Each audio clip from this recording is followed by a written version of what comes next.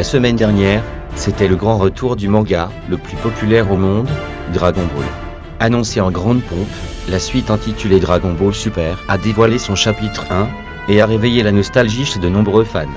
L'histoire est censée se dérouler peu de temps avant la bataille contre Boo, mais elle doit aussi normalement inclure les deux derniers films basés sur la série, Dragon Ball Z, Battle of God, et la résurrection de Freezer. Sauf que dans le premier chapitre, on y voit Beerus, le dieu de la destruction ennemi de Sangoku dans Battle of God, qui décide d'aller sur Terre pour rencontrer le Super Saiyajin God qu'il ne connaît pas. Il semblerait donc que ce chapitre a plutôt servi de préquel au film, en modifiant un peu son histoire. Une incompréhension que l'on espère effacer avec la sortie annoncée du chapitre 2.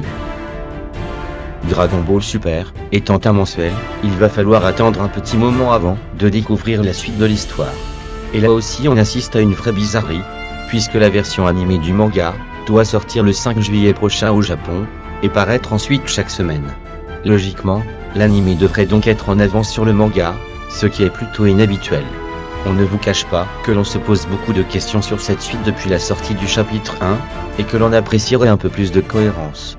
En attendant, vous pouvez lire le chapitre 1 de Dragon Ball Super, qui annonce malgré tout une suite prometteuse, pas comme Dragon Ball GT.